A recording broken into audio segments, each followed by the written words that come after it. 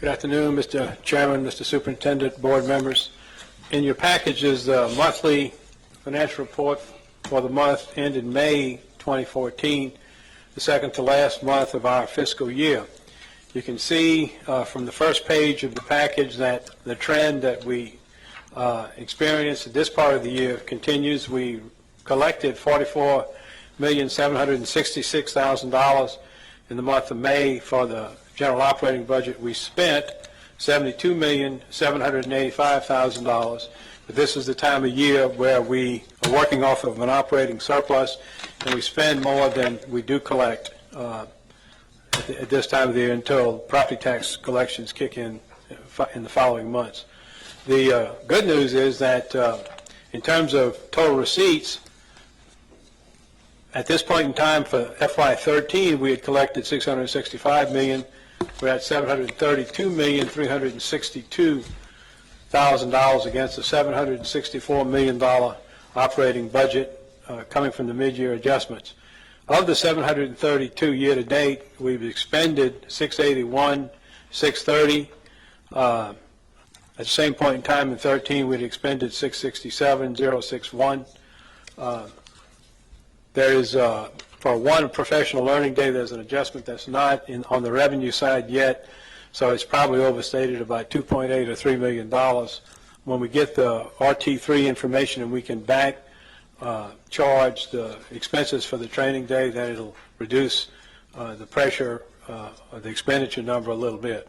If you go to the third page into the report, you'll see that against the $764.2 million budget, we projected to be in total in terms of revenue collections at $714,782. We're actually at $732,362 million, so we're ahead on the revenue side. It's being primarily driven all on the local level. If you go to the middle block of the trend analysis page, you'll see that we budgeted to collect on the local level $384.8 million. We've actually collected so far $393,667, and we still have a month to go.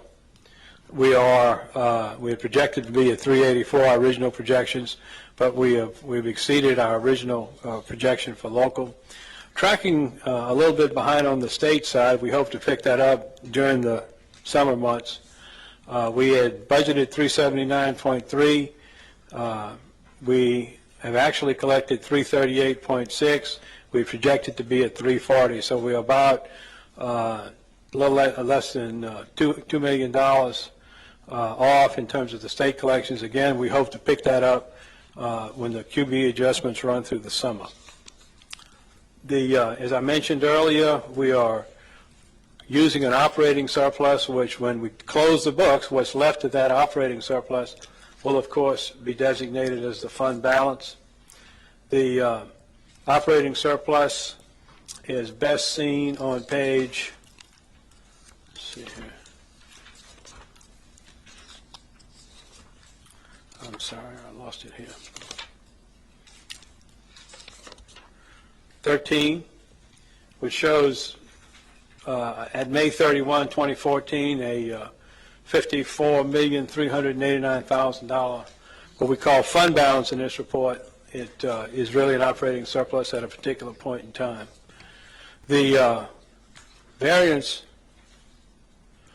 information is on the last page of the report. Kind of summarizes what I've said earlier, that we projected to be at $714.7 million in terms of revenue. We're at $732, a slight variance to the good.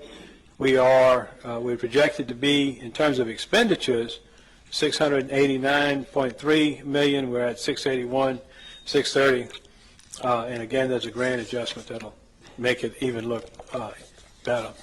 So considering that we have one more official month to go, and then there's some accruals that take us through the summer, we feel pretty confident that we'll have a $20+ million fund balance. As you know, we go through a big accounting adjustment in July and August before we really know exactly, but of course we've projected at least that much in the FY15 budget formula.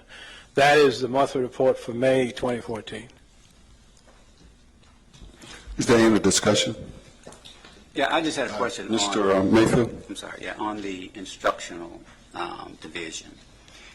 when you straight line it, and this may not be the right way to do it, but 11 months in, it looks like we would have a $14 million surplus in that division. Is that correct? About? You're correct in what you said about the straight line, but yes, when you take a look at our rate of expenditure, okay, we could like under expended instructional between $8 or $8+ million. Yes, sir. Okay. But that, of course, when we do our projections for the fund balance, that, of course, has already been considered in building the fund balance. Right, right. And I was just curious as to whether or not either something didn't happen or we did something better to have between $8 and $10 million surplus in that particular division. I'd have to go and take a look at each month and then consult with Dr. Howe Okay. in that regard. Is that an answer we could get, though? Excuse me? Is that an answer we could get? Should be able to get that, yes. Okay. Mr. Coleman? I had a quick question that you kind of partially answered. One was just your thoughts on when we would have a final estimate on the, and I know these won't be audited and that kind of thing, but a final estimate on the revenues and costs for the year. That'll come sometime in August, you think? Is that a fair statement? Traditionally, we go through in July and August a refinement of the prior year activity. One of the biggest variables is the flow-through of appropriations payable. Different jurisdictions call them different things. We set aside, like last year, $7 million for the appropriations payable. It actually came in at 5.3, okay? This year, we did the same thing. We put the brakes on the purchasing process, tightened down. So, but we do have in the projection right now the $7 million appropriation payable. It's the refinement of that purchasing process that seems to take most of the time. So as we get to the end of July, the first week of August, we'll certainly have a better feel for where the fund balance will be. Now, the state auditors just finished their FY13 audit, and y'all will be getting copies of that, and it certainly indicates that as of the end of 13, we were positive, substantially positive in the general fund, and that's a slightly broader group of funds than the general operating budget. The general fund's about $900 million. The general operating budget is about $800 million now, okay? So yes, the projections we made for 13 have been found to be quite accurate relative to the state audit. And then the second question I had briefly was, I know, we're wrapping up the fiscal year, and it looks like we're actually coming in, to Mr. Mayfield's point, under budget in a variety of areas. Do we have kind of a process for monitoring and making sure, we're sticking to the relevant expenditures through the end of the year rather than, folks being tempted to kind of spend up to their budget as the year collapses? Could you kind of talk a bit to the process we employ there? Certainly. One of the things we've started, of course, is a quarterly review with the division heads of their budget expenditures.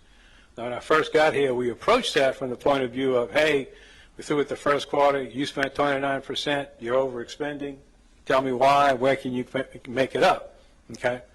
But against the $764 million budget, we're projecting to expend about $755 right now, okay? And that's good.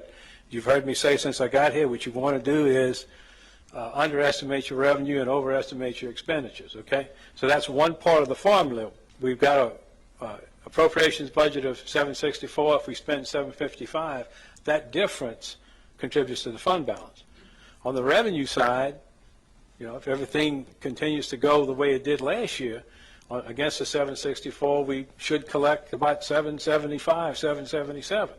So that additional collection above the $764, coupled with the under expenditure, will build that fund balance. Now, luckily, we're in a rebuilding mode in the economy. The digest seems to be robust.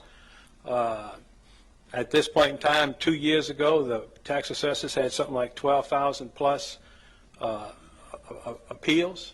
Okay, I talked to them the other day. They're at 3,200 right now, even though there's a pretty good projection the digest is growing. Okay, so if we can go through that for the next couple of years, we should be able to rebuild our fund balance to the minimum level of the 60 million.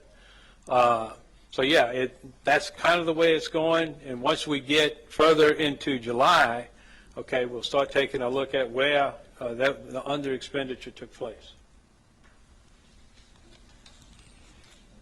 Is there any opposition to placing this item on the consent agenda for this evening?